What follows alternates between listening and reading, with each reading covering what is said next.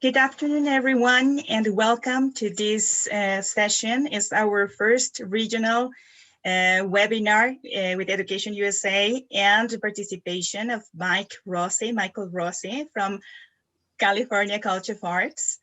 As you can see, you are muted and also your video is turned off.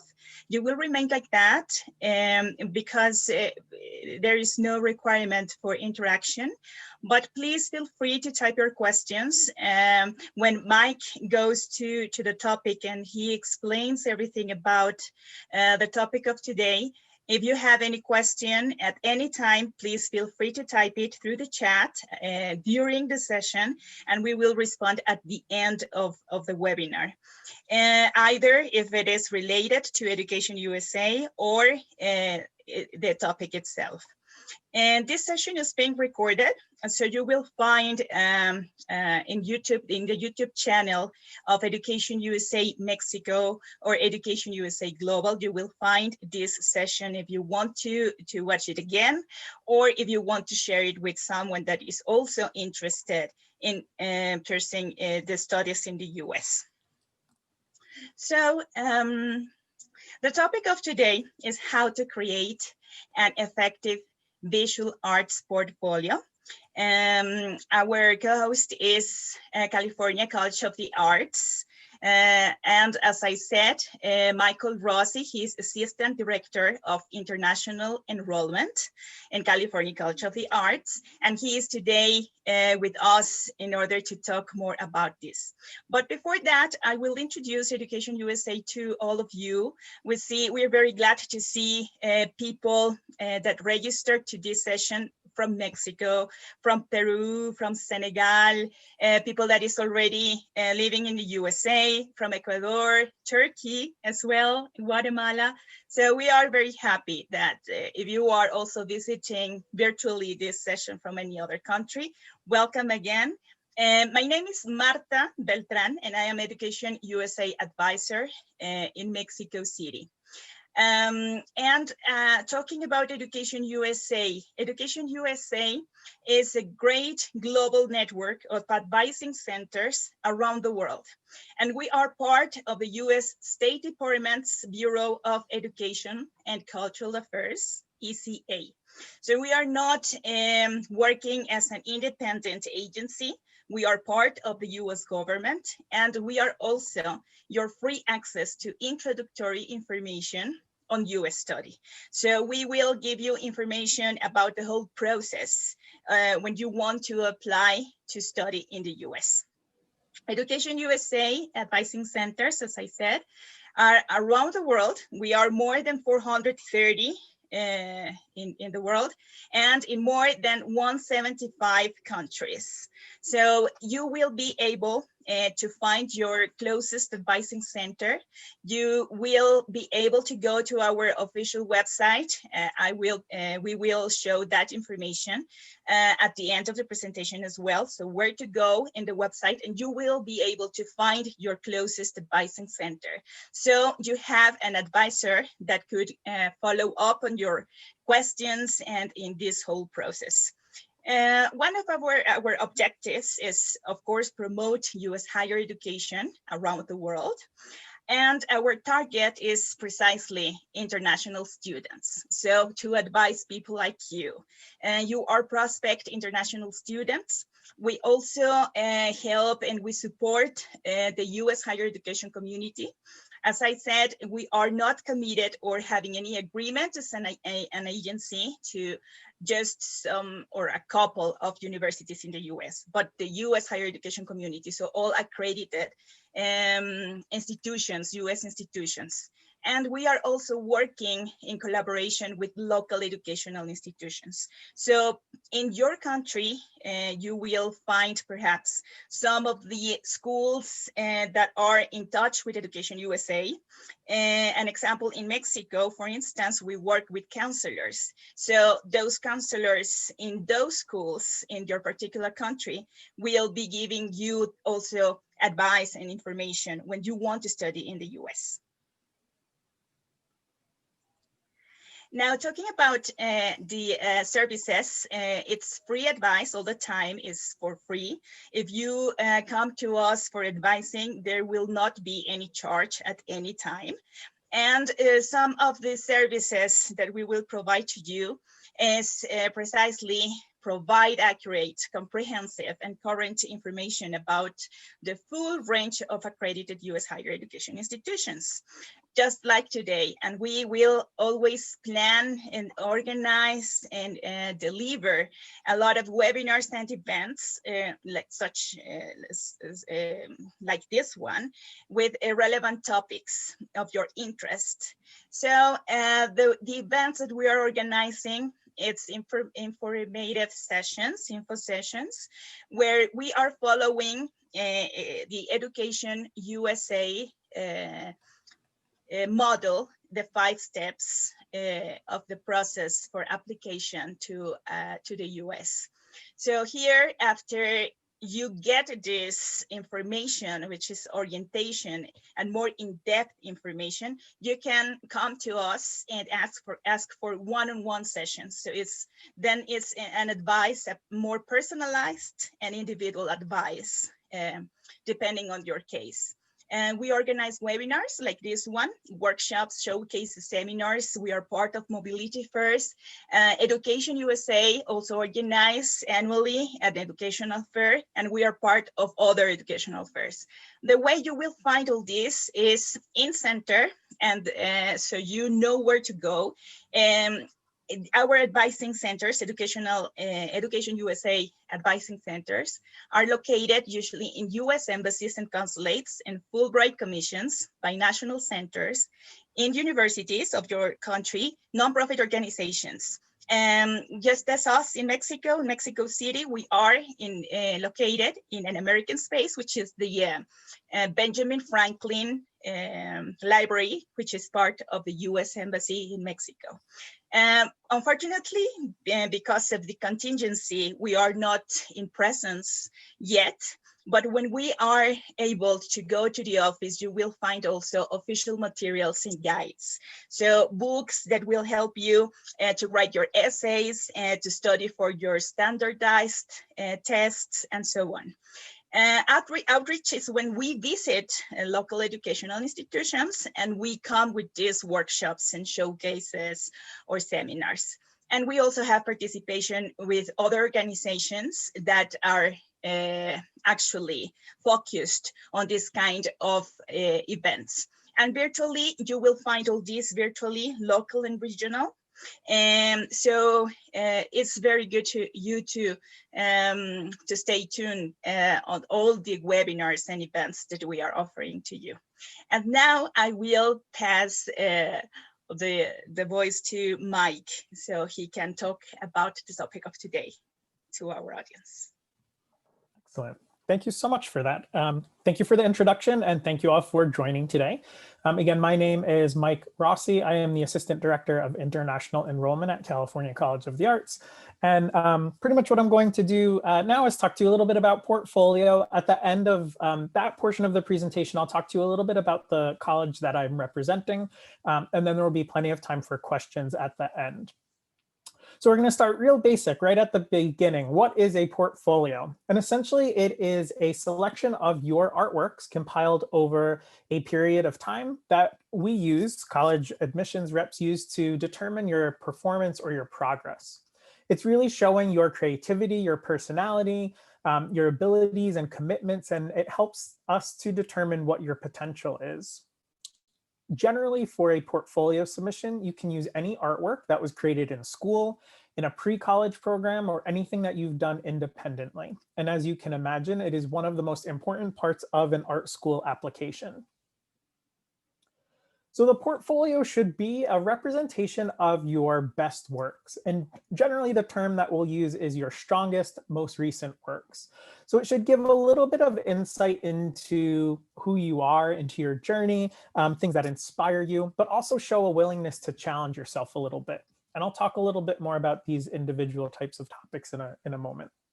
Sometimes it's not about how well you're creating a piece, but what you're choosing to create. That's really showing us as reviewers the most about you. And you definitely want to think about your artwork as you're creating it. So things that you've learned, things that were challenging, or even kind of tracking your progress to see how a piece evolved from the beginning stages through to the end stages of a piece.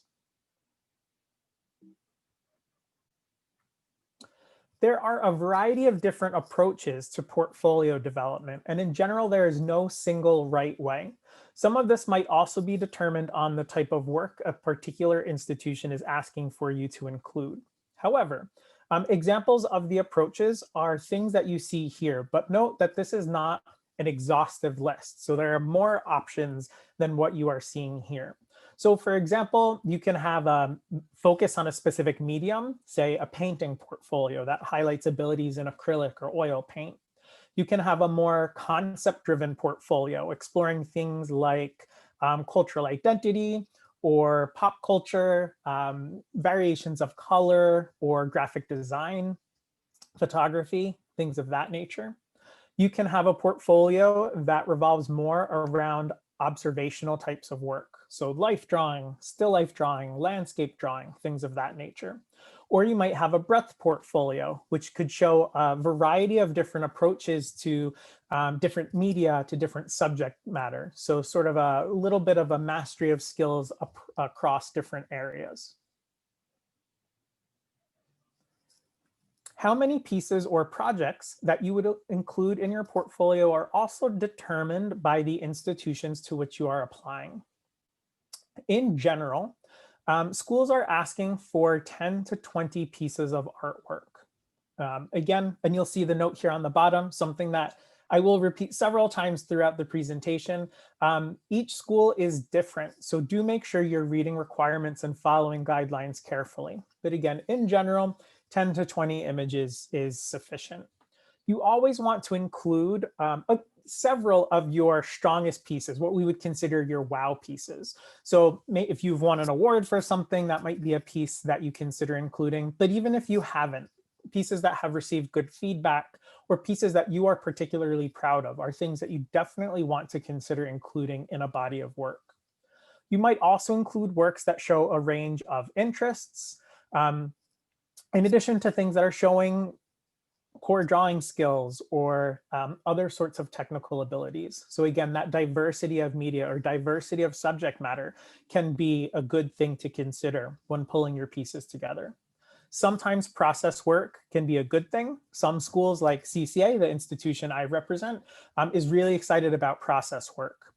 That shows us a little bit about how you're thinking, how you're problem solving, and it could really be good insight into your abilities as an artist. Other schools might just want to see completed finished works. Again, so it is important to keep in mind what those requirements are. So if you are trying to get started with building a portfolio and you're still not sure where to begin, one thing that you can consider is showing technical ability. So drawing is the backbone of a variety of different programs, anything from animation to illustration, painting and drawing, even graphic design, architecture, interior design, interaction design. Those types of programs can all have a foundation in drawing. This ability to really translate things like weight or depth, perspective, shape onto a two-dimensional surface. And there's a variety of different ways that can be approached. You see some samples of that here. So everything from an interior space that a student happened to be sitting in and then drew to recreate. The piece in the middle, which is a little bit more of an observational drawing of this set of drawers. Or the piece on the left, which is a more fantastical drawing, as you can see, but is still playing around with those concepts and ideas of depth and perspective and space. So 3 different approaches to displaying this technical ability, but 3 very successful interpretations of this idea. You do want to think about incorporating your story into the portfolio. So if you're think about it, aside from your application essay, the portfolio is the best opportunity for us to get to know a little bit more about you. So not only just who you are in general, but things like your culture, things that you like or things that you don't like, anything that is important to you. And there's usually no right or wrong way to go about this either. So you can see there are several different approaches from several different students, kind of tackling this sort of idea of personalizing their work and bringing their story into the piece. So everything from this exploration of this series with photography, playing around with obscuring the face, and then kind of revealing some of that here in the last image. This self-portrait, a student who was really interested in her heritage and literature. So this stack of books on her head and using the words in her native tongue in the background, those types of things are something that you can consider incorporating in a piece. It's certainly okay to be conceptual with your works. And sometimes our ideas are deeper than they seem right at first when we sit down to work on something. These all have various concepts. The piece that I'm going to talk about happens to have a particularly deep concept.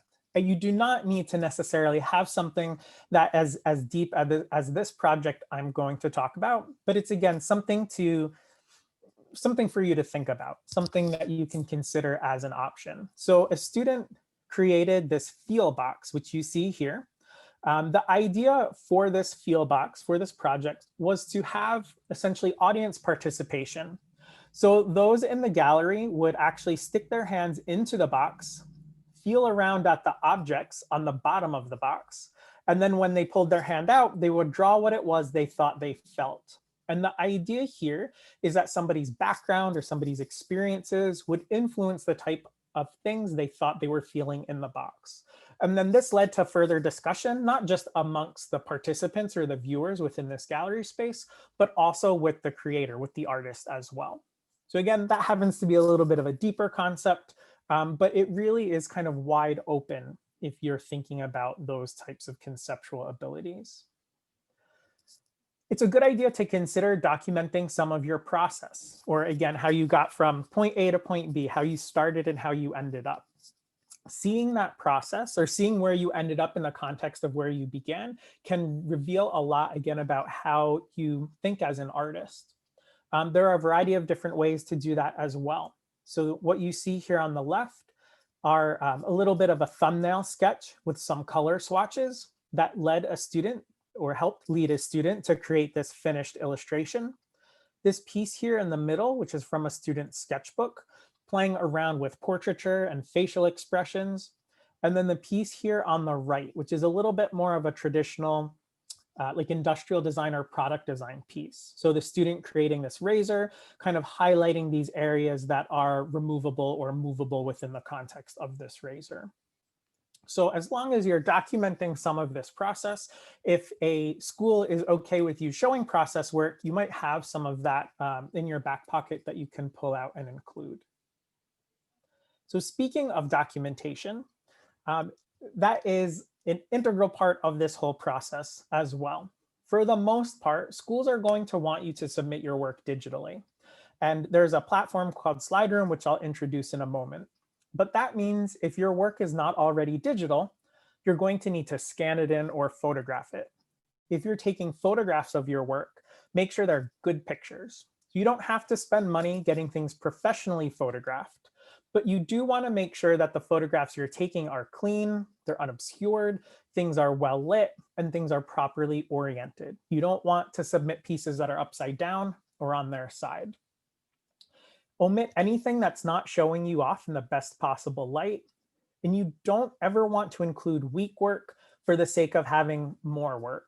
So to go back to that note I mentioned earlier, this idea of 10 to 20 images, if a school is asking for anywhere between 10 to 15 pieces, 12 strong pieces is going to be more impressive than 12 strong pieces and 3 weak pieces to have 15 images. So you always want to stick with quality over quantity.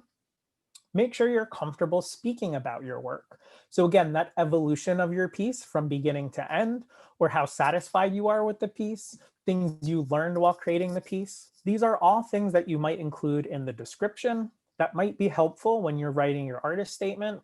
But at the very least, show us that you are ready to jump into critique culture, which is going to be essential in any art and design program, regardless of where you attend college or university. Be mindful of your presentation. So not only, again, should things be well lit, properly oriented, think about the most effective way to capture the works. This can be a little bit challenging with sculpture or three-dimensional pieces, but it's still definitely doable. So as you can see here, with 3D objects, these students chose to photograph these objects from different angles to give the viewer, or us, the reviewers, the opportunity to get a better idea of how the object exists in space. This is also something that a student who created this model considered. So photographing this piece from 3 different angles, so we can, again, get a better idea of that overall object. Photographing 3D works on a white ground with a white background is certainly a great way to make sure that you're not detracting from the image at all and that the focus is on the images or the artwork itself. Something else you can consider is photographing work in an environment that's really giving more context or more background to the piece. So this example here, a student created these shoes and photographed them in essentially an urban setting and then had a model wearing the shoes to kind of show that off as well. So this is, again, another thing that you might consider if you're utilizing 3-dimensional work, how its environment or how it's being modeled can further support the piece as a whole. So the slide you're seeing now is sort of a behind the scenes view of what Slide Room looks like. So Slide Room is the platform that a majority of the art schools in the US will utilize for you to submit your portfolio. It will look a little bit different on your end as a user uploading work, but this will give you, again, a general idea. What you're seeing here in the middle is the slide of the image. So in this case, the still life drawing that the student created. You really want to make sure that you are not cluttering this image. This is about the size that we will see your artwork on our screens. We can't really zoom in to Slide Room, so you really just want to give as much real estate, as much room as possible to the image itself. The additional pieces of information that Slide Room will ask for will be title, the year that the artwork was completed, the medium used to create the piece, the size, and a description of the work. Some of these are required pieces of information you will have to include, like title and size. The description is usually a little bit more of an optional piece. But again, this can be a good area for you to write a sentence or two about your process, about what worked, about what didn't work, about your concept, or about the theme or idea that you were going for when creating this piece. So this goes back to the point I just made about really being ready to talk about your work. We would never encourage you to write essays or paragraphs about each and every piece, but really just a sentence or two in the description area talking about the work that you're presenting can really be beneficial. And some schools really like to see a student that takes the time to write something about the works they are including. These are some examples of what you do not want to do. So the piece up here on the top, the student used this series of images and put them on what they thought was a creative background.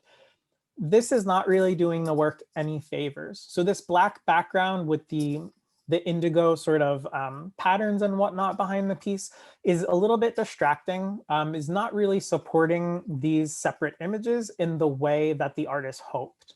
It's really much better to focus on one image, maybe 2 or 3 if you're trying to show a series. You don't want anything distracting, nothing in the background. Again, you really just want to focus on the individual images themselves. Similarly, on the bottom here, this student crammed way too much artwork onto the slide. So remember how I mentioned that we can't zoom in to the slide in Slide Room. It doesn't give us the opportunity to jump in really close and see what these individual photography works look like. So the student really did themselves a disservice because we as the reviewers can't actually see the work.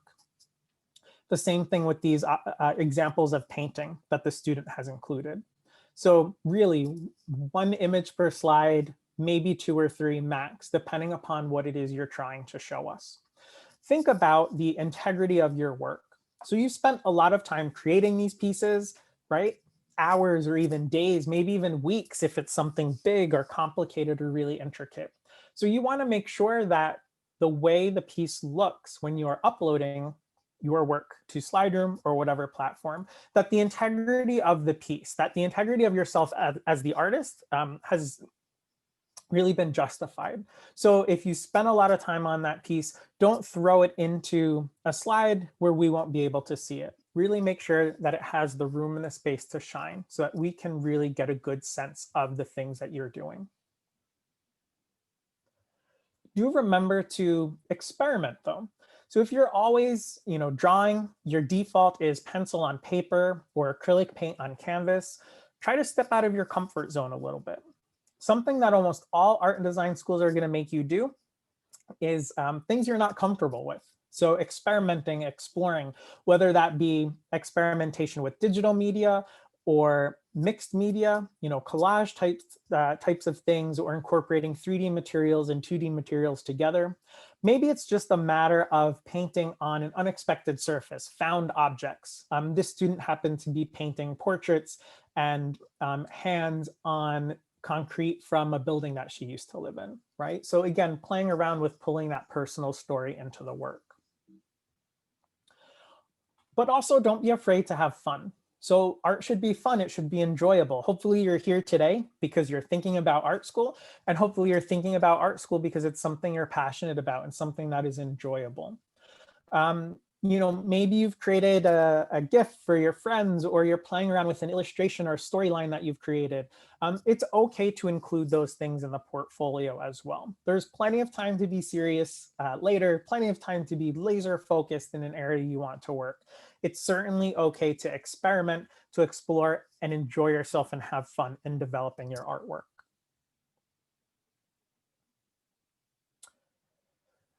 So some things that you're going to try to want to make sure you avoid. Anime and manga are almost never a good idea to include in a portfolio. The work is generally stylized or overly stylized to begin with, and it's not really showing us original things. It's showing us your version of an already established style. It's certainly okay if you enjoy anime and manga, just like fan art. We don't ever want to discourage you from doing the things that you enjoy or doing the things that you're passionate about. But those things don't really have a place in your college or university portfolio. You really want to stick with original kinds of things. Or again, failing that, displaying technical ability or conceptual kinds of works that show that original voice that you have. Try to stay away from drawing on notebook paper. This example you see here. So I know, especially now, if you are going to school virtually, it's even more easy to be distracted and doodle in a notebook during class or something like that. Generally, that again is not really the best representation of your artwork. The lines become distracting, the holes, the binder rings or whatnot is not really something we need to see. Now, if this piece was a small thumbnail that was included to show process of a larger completed painting or sculpture, you might consider it. But in general, invest in a sketchbook or even use printer paper, something that is kind of unobscured, that gives you that nice clean surface to work on. Again, fan art, existing characters, celebrities. Every year we see celebrity portraits, Taylor Swift or Katy Perry. We know that you're copying those from already established images, other people's photographs.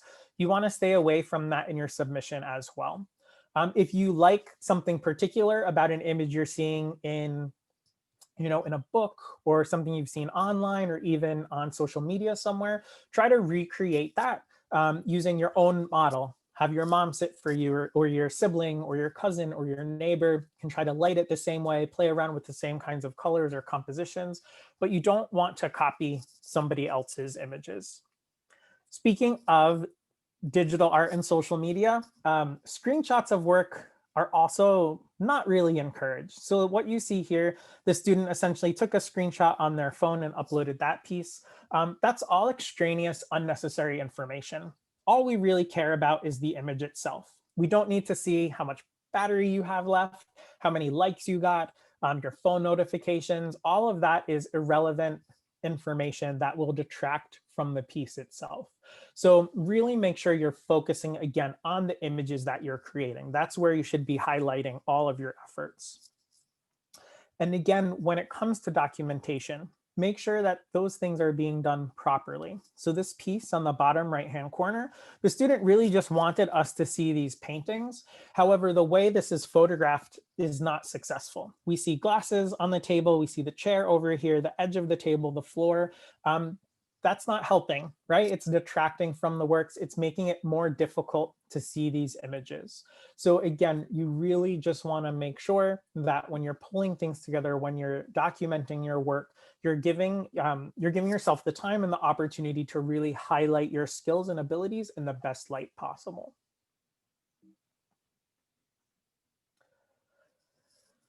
So that's essentially it for the portfolio presentation portion of things. I do encourage you to get a portfolio review, especially if you are in the 10th or 11th grade, or just trying to wrap things up. You're in 12th grade and applying for this fall. A portfolio review is a great opportunity to get feedback on your work before you are uploading it for your final portfolio. One way to do this is through ACAD and SlideRoom. So ACAD stands for the Association of Independent Colleges of Art and Design. This is essentially 36 of your leading private nonprofit art and design schools in the US and Canada. Even though we are essentially competitors of one another, we have comparable mission statements, comparable approaches to education, and we are collectively educating over 50,000 students every year. So we're a great group of institutions that essentially are really kind of leading in these areas of education in the arts in the US and Canada. Through ACAD and SlideRoom, you have the opportunity to upload up to 5 pieces of your artwork to SlideRoom and select which ACAD schools you would like feedback from. And then we'll essentially email you a portfolio review. So again, a great opportunity to get a little bit of feedback. This ACAD portfolio review is free for students to use. Generally, it is for high school students or students in college who might be interested in transferring. But it'll give you the chance to get a little bit more familiar with the SlideRoom platform as well. You might also connect individually with the institutions you are interested in to see if you can have a one-on-one portfolio review. Right now, CCA, for example, is doing those things virtually, much like this presentation. And then just to speak briefly about CCA before opening up for questions, California College of the Arts is a fully accredited private nonprofit school of art and design located in the San Francisco Bay Area. We've been around for over 100 years. We were founded during the arts and crafts movement. But given our location and all this awesome stuff that's happened with design and technology and whatnot, we've been able to roll those types of things into our programs as well. So I'll show you a full list of our majors in a moment, but one thing that sets us apart from a lot of other art and design schools is our STEM designated programs. STEM stands for science, technology, engineering, and mathematics. And there's a big push, especially here in the US, for students to pursue programs that fall into those categories. An international student can stay in the United States for 1 year upon successful completion of an accredited program. But if you complete a STEM designated program, you can apply for a 2-year extension to that opportunity and potentially stay in the US for 3 years after graduating. So at CCA, if you're interested in animation, interaction design, or architecture, we could be a good option because of that STEM designation. We are a pretty small institution. We have about 1,450 undergraduate students, but we are very diverse. So 42% of our student body is coming from about 50 countries around the world. And this has led us to be ranked one of the top 10 most diverse campuses in the US. Our location also affords us a great opportunity to connect with a variety of different companies. Students are interning in over 600 positions every year. And over 200 companies are physically coming to campus every year to work with our students. For the most part, our faculty are all practicing professionals working for companies and in industries our students want to be a part of. So for example, an animation teacher might work at Pixar, or a graphic design teacher might work at Google. We have an 8-to-1 student to faculty ratio, so you have a really good opportunity to connect closely with those individuals. And we've been ranked the #1 art and design school in the US for return on investment.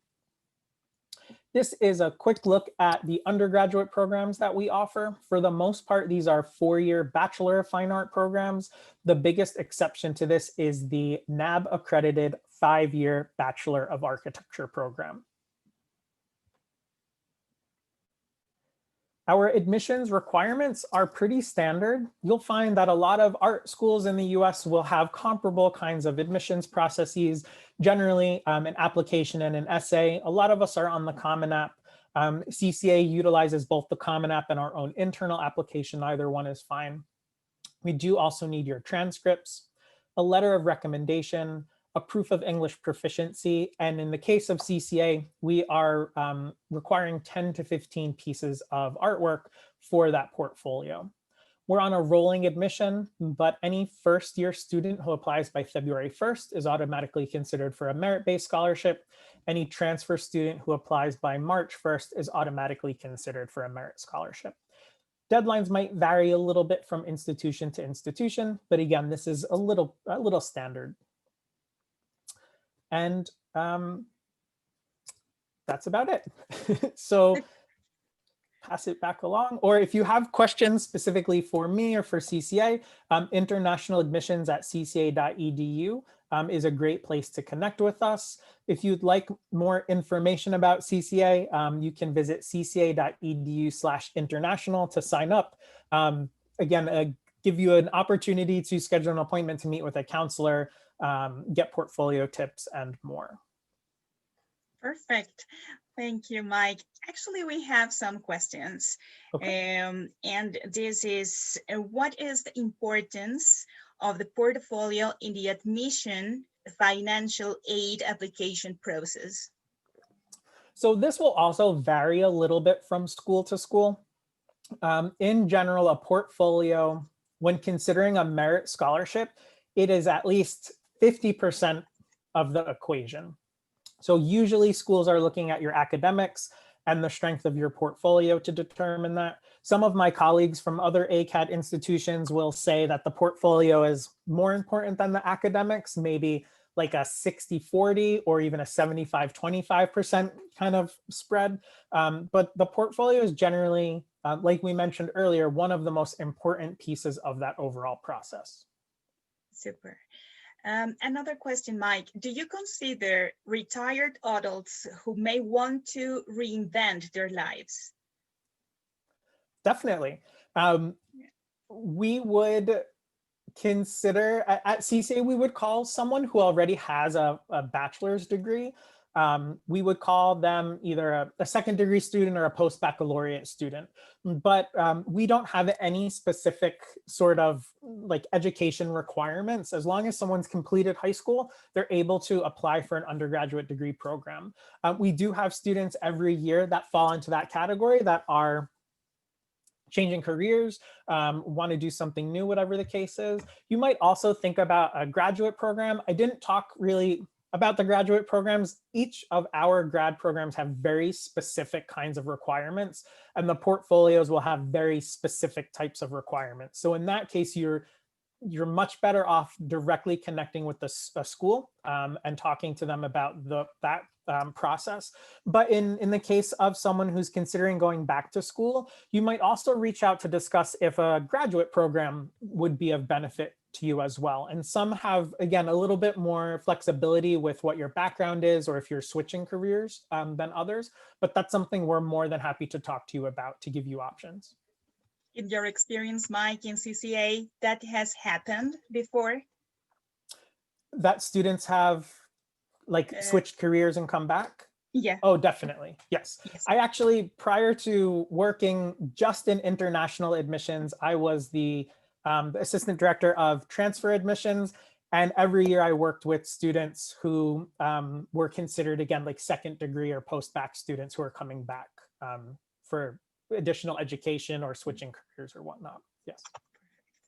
Another question, Mike, and this is more into the materials. What is better, digital or paperwork for portfolio? So one is not inherently better than the other. I do know that in some instances, especially younger students are automatically drawn to digital works. You're working on a tablet, like an iPad, or maybe you have a Cintiq or something like that. There have been students who have only submitted digital work and who have not submitted anything traditional. That's not necessarily bad, but do keep in mind, it's always nice to see a variety of different materials. So if you do work digitally, it's nice to play around with some traditional works as well, and even vice versa if you have that opportunity. But note that in almost any art program, especially here in the US, when you take your drawing one class, it's going to be pencil and paper or charcoal and paper. It's not going to be a digital drawing class. So if you're always using digital or you're always leaning on digital and you don't use traditional materials, that's something I would challenge you to start doing now. Even if you don't wind up including a lot of traditional work in your portfolio, it's something that you're going to have to do in class anyway, in your studio classes. And also, for the most part, I imagine that a lot of you are probably young artists, and you shouldn't be what I would consider like a one-trick pony, right? You should have a variety of experiences, playing around with a bunch of different things. You shouldn't just be cranking out the same kinds of work over and over and over again. So really, again, challenge yourself to do things that are different from what you would normally do. Super. Okay, another question, Mike. I want to study architecture, but don't have any material for my portfolio. Can I include some pictures of building design style I am aiming for? The short answer is yes. The more complicated answer is it will depend on what school you're applying to. A school like CCA has what is called a core foundation year. So regardless of which major you're interested in, architecture, animation, film, you're going to take drawing, 2D design, 3D design, and 4D design in your first year. You'll also have 2 open electives. So you can play around in this case with architecture courses. If you're trying to decide between architecture and animation, maybe you take one of each. Or if you've never done glass before, done textiles before, you can take electives in those areas. At CCA, you wouldn't be locked into a major until your second year. Because we have that exploratory interdisciplinary first year, you are not required to have artwork that specifically pertains to your area of interest. That is completely okay for us. Other institutions, however, might have more strict requirements if they don't have the same type of foundation year. So that's where a little bit of that research comes into play. You will want to check with the schools that you're interested in to see if they are okay with that. For the most part, the answer will be yes, but you don't just want to make that assumption. It might be, specific from school to school. Okay, perfect. What kind of work is it expected from students applying to architecture? Again, it can be a variety of different things. We have had students who are applying with traditional kinds of artwork that they're doing in school, with drawing and painting, or still life works. And we've had the other side of that, range where students maybe have gone to a pre-college program or they're attending a school that gives them the opportunity to do some even interior design or drafting.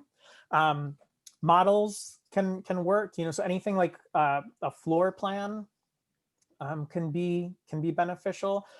Playing around with 3-dimensional objects for students who are interested in anything from architecture to interior design to sculpture. So thinking about those spatial relationships can be really nice to see in a portfolio. Again, not necessarily required, but something to think about. If you're interested in architecture and you haven't done anything architectural before, again, don't be worried, don't feel bad. But maybe now when you sit down to draw something, instead of drawing like a portrait or instead of drawing your dog, draw like the interior of your bedroom, or look out your window and draw the buildings across the street. So think a little bit more about, again, those architectural kinds of elements that you're interested in, and that could be a good place to start. Perfect. Mike, is there a specific number of pieces? The question is, how many pieces should be in my portfolio? Again, that will depend from institution to institution, usually anywhere between 10 and 20 pieces of the strongest, most recent artwork. CCA, for example, is asking for 10 to 15 pieces in most instances. Perfect. And what are the most common careers in visual arts? Well, we have a whole separate presentation that talks about careers in art and design. You know, it depends. If you think about, like, just to, you know, take a step back, look in the room that you're in, your bedroom or your kitchen or wherever you are, everything that you see that is not already existing in nature was designed by somebody, right? So the chair you're sitting in, the computer you're at, the clothes that you're wearing, the table, the room, everything was designed by somebody. So that means there are specific like art jobs, right?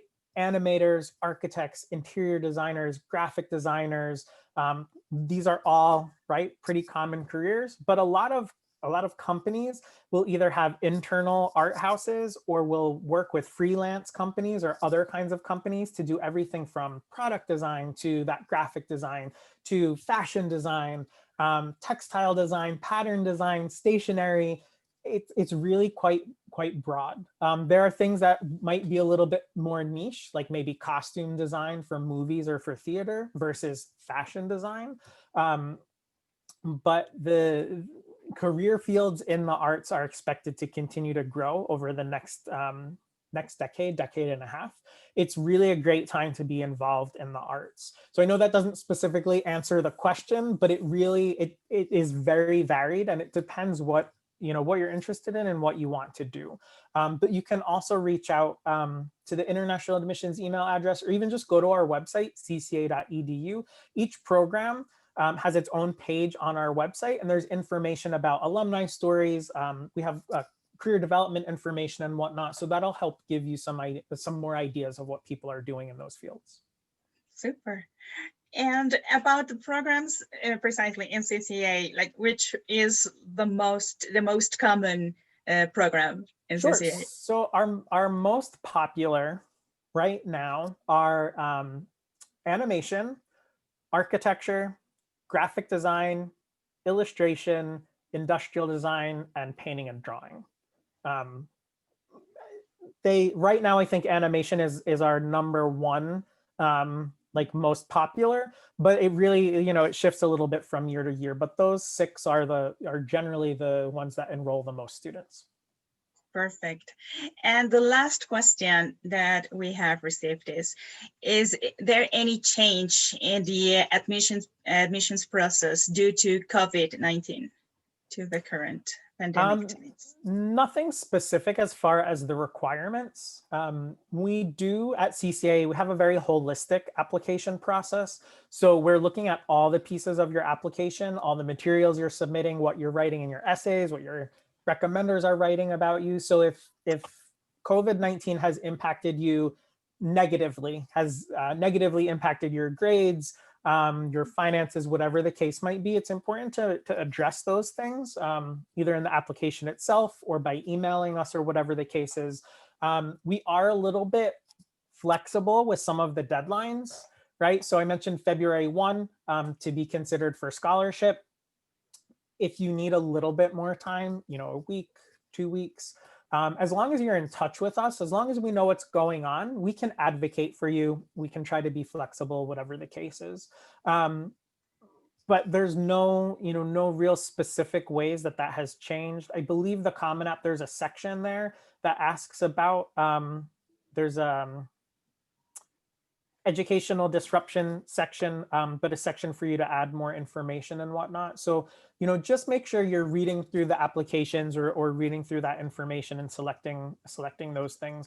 Really, I think the biggest difference for us has been giving students the opportunity to take a semester virtually. Prior to this year, all of our programs are 100% in person on campus. And even for this fall 2021, we have decided to give students the opportunity to do the fall semester virtually. So until things have really calmed down, the vaccine is more prevalent, that the world has the pandemic under control a little bit more and we have everybody back on campus, there are some things that are being flexible on that end. But we're more than happy to answer more specific questions if and when you have them. Perfect. Thank you, Mike. There is no more questions. Yeah. Excellent. We don't have more questions. But well, we want to invite you as well to coming events to our audience. The next one is on February the 2nd, the 3rd, and the 4th is a showcase, and is highly recommended because it's about community colleges. So we have found that a lot of our advisees and people that is coming close to us and asking about more information for studying in the US, they don't know about community colleges, and the 2+2 program they can offer. Those are 2-year program institutions, and you can transfer your credits to a 4-year institution. So Mike, for instance, in your case, you have this as well, this kind of agreements with community colleges, right? Yes, we do. Mm-hmm. Yeah. Perfect. So we invite you. There is the bit.ly link where you can register your attendance, and there is another info session next week, the 27th, if you want to know about opportunity funds. That is only for Mexicans, but for the people that is visiting virtually us and joining today, just check if in Education USA in your country, they have these opportunity funds available for you. Then we have received a lot of, some messages that there have been some technical issues. We have experiencing some technical issues also in Facebook Live. So we will send, let me just send a link where you will find this recorded session. You can see there later on. Just give some days, and we will have this session so you can review it completely. Sorry that there were some technical issues.